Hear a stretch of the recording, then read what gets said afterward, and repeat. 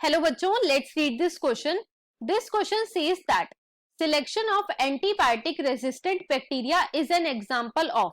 तो क्वेश्चन में पूछा गया है कि जो एंटीबायोटिक रेजिस्टेंट बैक्टीरिया थे उनका सिलेक्शन किस चीज का एग्जांपल है.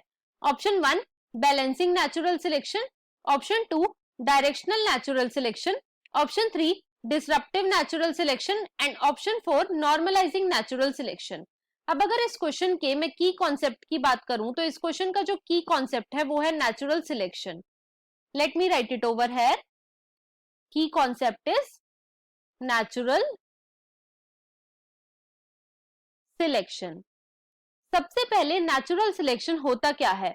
तो बच्चों, नेचुरल सिलेक्शन एक ऐसा प्रोसेस है जहां पे नेचर ऐसे ऑर्गेनिजम्स को सिलेक्ट करता है जो कि एनवायरमेंट के लिए बेस्ट सूटेड है, मतलब कि एनवायरमेंट के लिए फिट है, और ऐसे ऑर्गेनिजम्स को डिस्कार्ड करता है जो कि एनवायरमेंट के लिए अनफिट है. तो फिट ऑर्गेनिजम्स को तो सिलेक्ट कर लिया और अनफिट ऑर्गेनिजम्स को डिस्कार्ड कर दिया. अब फिट होने के लिए क्राइटेरिया क्या था? तो फिट होने के लिए जो पहला क्राइटेरिया था वो ये था कि वो ऑर्गेनिज्म एनवायरमेंट में सस्टेन करने चाहिए. एनवायरमेंट में सस्टेन करने चाहिए मतलब कि अगर एनवायरमेंट में कुछ चेंजेस आए हैं तो उन चेंजेस के अकॉर्डिंग अडेप्ट हो जाने चाहिए. दूसरा, उनका नंबर ज्यादा होना चाहिए. नंबर ज्यादा होने का मतलब है कि उनका रिप्रोडक्टिव पोटेंशियल ज्यादा होना चाहिए. रिप्रोडक्टिव पोटेंशियल ज्यादा होना चाहिए. अगर उनका रिप्रोडक्टिव पोटेंशियल ज्यादा होगा तो उनकी प्रोजेनी भी ज्यादा होगी, और जिस ऑर्गेनिज्म की प्रोजेनी ज्यादा होगी वो सरवाइव भी कर पाएगा, और इसी को हम बोलते हैं survival of the fittest. Survival of fittest. अब क्वेश्चन में हमसे एंटीबायोटिक रेजिस्टेंट बैक्टीरिया के बारे में बात की गई है, तो अब हम डिस्कस करते हैं अबाउट एंटीबायोटिक रेजिस्टेंट बैक्टीरिया. सबसे पहले एंटीबायोटिक होती क्या है? तो बच्चों, एंटीबायोटिक ऐसी मेडिसिन होती हैं जो कि बैक्टीरिया को किल करती हैं. अब हमने क्या करा, हमने माइक्रोब की एक कॉलोनी के ऊपर एंटीबायोटिक्स को स्प्रे कर दिया, तो उसमें से कुछ बैक्टीरिया तो किल हो गए और कुछ बैक्टीरिया सरवाइव हुए.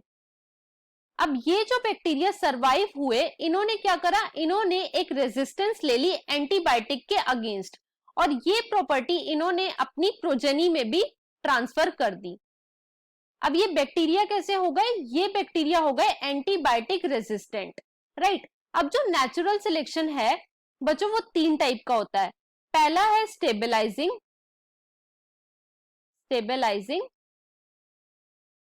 दूसरा है डायरेक्शनल, और तीसरा है डिसरप्टिव.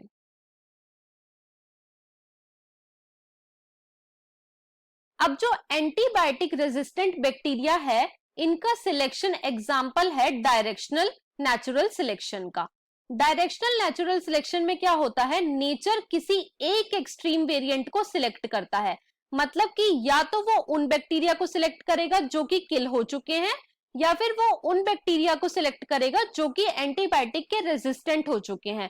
किसी एक एक्सट्रीम वेरिएंट को सिलेक्ट करा गया है.